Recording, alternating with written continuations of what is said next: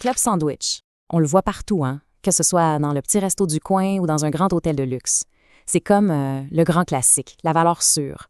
Mais on pense le connaître par cœur, puis en fait, son histoire est pas mal plus compliquée et surprenante qu'on pourrait le croire. Ça a l'air simple comme question, mais la réponse? Ouf, c'est une vraie chicane entre historiens. L'origine de ce sandwich qu'on connaît si bien, c'est encore un mystère. Ça fait plus de 100 ans que le monde débat là-dessus. OK, on va régler ça tout de suite. L'idée que CLUB veut dire Chicken and Lettuce Under Bacon. C'est mignon, c'est facile à retenir, c'est vrai.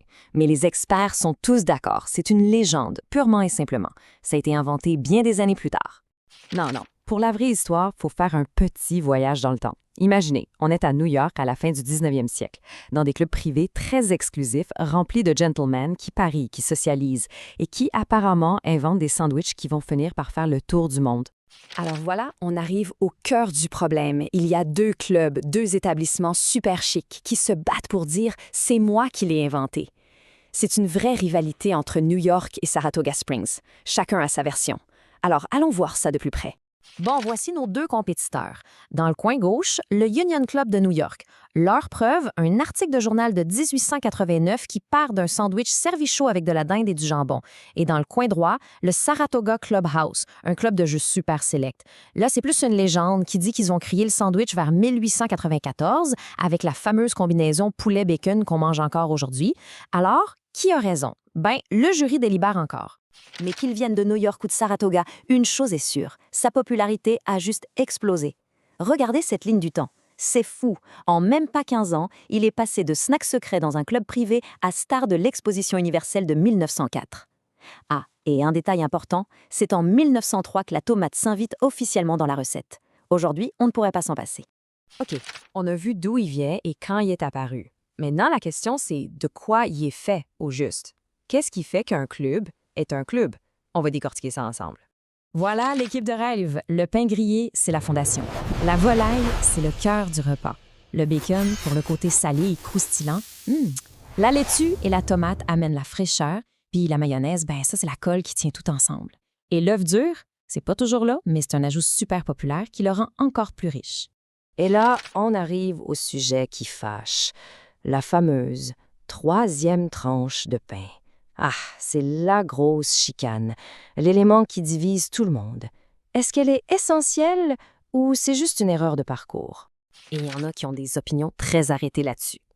Écoutez bien ça, c'est James Beard qui parle, une vraie légende de la cuisine américaine.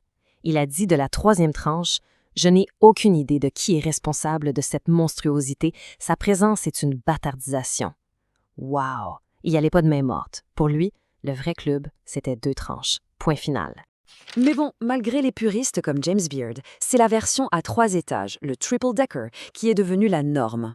Et il y a un secret, un truc de pro pour pas que tout s'écroule. Il faut mettre de la mayonnaise sur les 2 côtés de la tranche du milieu. C'est ça qui agit comme du ciment. Puis la coupe en triangle, vous pensez que c'est juste pour faire beau? Non, il y a une étude scientifique qui a prouvé que ça améliore l'expérience quand on le mange. C'est plus facile à tenir, plus facile à mordre. C'est la science au service du sandwich. J'adore! Bon, le club ne s'est pas arrêté aux frontières de l'Amérique, loin de là. Il a pris son passeport, il a voyagé partout dans le monde et il s'est fait réinventer pas à peu près. Par exemple, à Paris. Là-bas, le club, c'est de la haute couture. Dans les grands hôtels de luxe, on le réinvente avec des ingrédients incroyables, comme des tomates confites.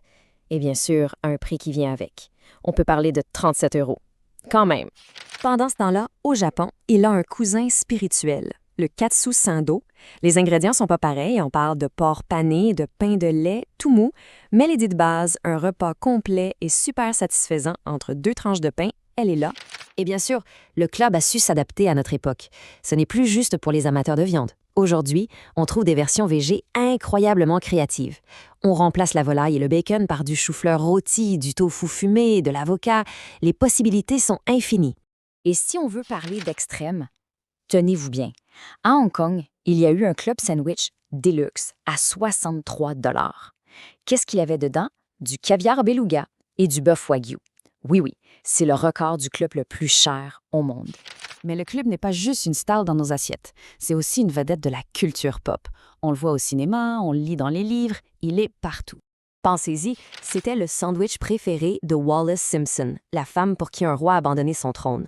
C'est ce que James Bond commande quand il arrive à l'hôtel dans Opération Tonnerre, et il y a même des humoristes comme Mitch Hedberg qui ont fait des blagues dessus. Ça vous montre à quel point il fait partie de notre culture. Et côté nutrition, attention, un club, c'est pas une petite collation légère. Un sandwich standard, c'est environ 744 calories. C'est un vrai repas. On a une bonne dose de protéines, autour de 62 grammes, merci la volaille et le bacon, mais on a aussi pas mal de gras, environ 35 grammes, surtout à cause du bacon et de la mayo. C'est pour ça que c'est si soutenant, disons. Alors, si on devait le définir en une phrase, ce serait ça.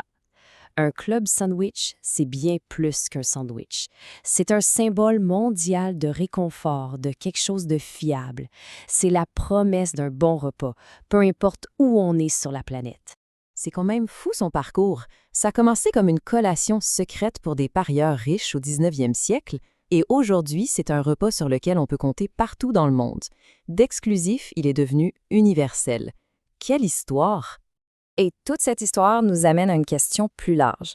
Comment un plat aussi simple devient-il un classique intemporel? Qu'est-ce qui fait que ça traverse les époques? Est-ce que c'est parce qu'il est simple, parce qu'on peut l'adapter, ou juste parce que, avouons-le, c'est juste vraiment, vraiment bon? C'est sûrement un peu tout ça finalement.